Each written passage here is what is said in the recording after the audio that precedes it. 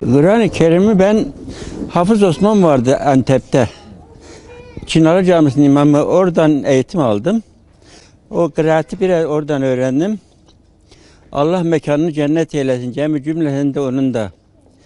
Efendim aşağı yukarı Kur'an-ı Kerim okumak, dini eğitim görmek dünyanın en güzel şeylerinden biri yani. Şimdi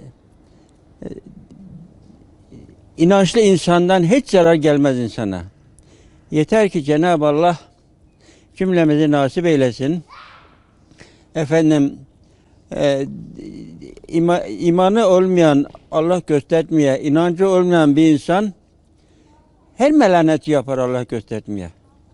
Onun için çocuklarımızı, torunlarımızı, hatta kendimizi daima iyi yetiştirip inançlı, imanlı, efendim bu dünya nereden, niçin gelmişik, ne yapacak, nereye gidecek bunu bilmemiz lazım.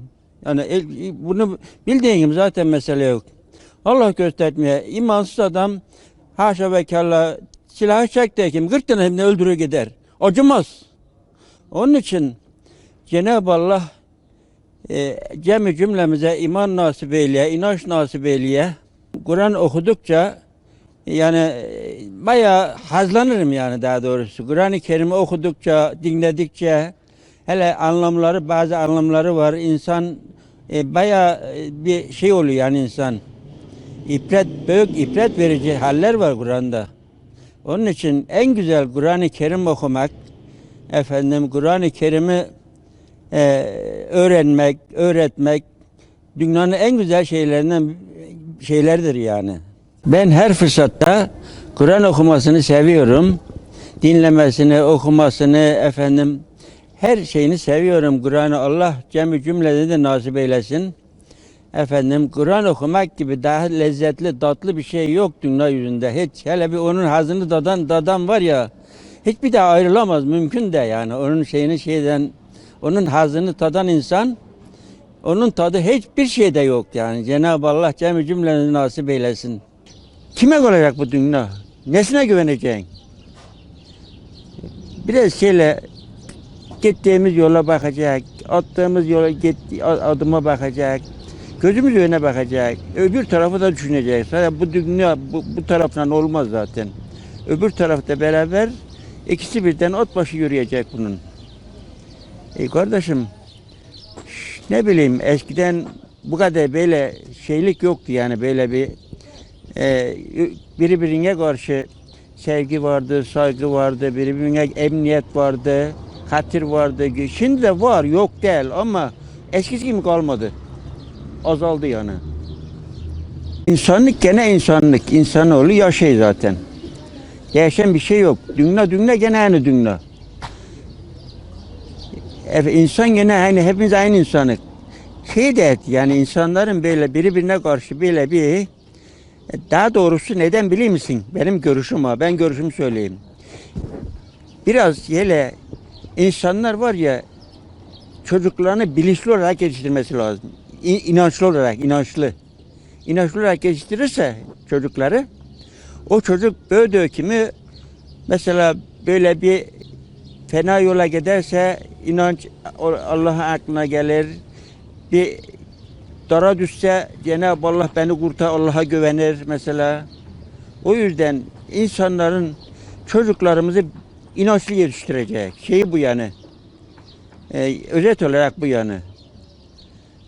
Çocuklar eski gibi inanç da kalmadı. Şimdi eski adamlar bizden daha inançlıydı yani. Onun için ne diyeceğim işte Allah bu günleri aratmaya. Gene de memleketimize, milletimize Allah milletin adını bozmuyor Cenab-ı Allah. Yaşlılık Allah can beden sağlığı verirse yaşlılığın da kendine göre bir hoş bir tarafı var yani. Allah eleye düşürmeye, muhtaç etmeye kimseye.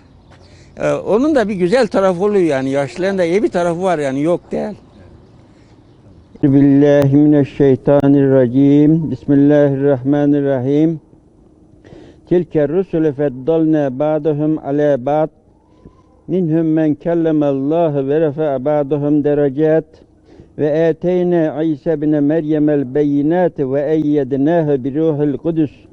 وَلَوْ شَاءَ اللّٰهُ مَغْتَتَلَ الَّذ۪ينَ مِنْ بَعْدِهِمْ مِنْ بَعْدِ مَا جَاءَتْهُمُ الْبَيِّنَاتُ وَلَكِنِ اخْتَلَفُوا فَمِنْهُمْ مَنْ آمَنَ وَمِنْهُمْ مَنْ كَفَرَ وَالْكَافِرُونَ هُمُ الظَّالِمُونَ وَمَا فِي الْأَرْضِ مَنْ ذَا الَّذ۪ي يَشْفَعُ عِنْدَهُ إِلَّا بِإِذْنِهِ يَعْلَمُ مَا بَيْنَ أَيْدِيهِمْ.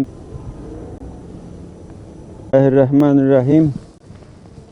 Vel muhsanatu minen nisâi illâ mâ meleket eymânukum kitâbellâhi aleykum ve uhille lekum vel muhsanatil mu'minâti fe mimmâ meleket eymânukum a'lemu bi imânikum ba'dukum min ba'd fenkihuhunne biizni ehlihinne ve âtuhunne ucûrahunne bil ma'rufi muhsanatin gayre müsafihatin ve lâ muttakizâti ehden ve izâ uhsinne fe in etâne bi fâhişetin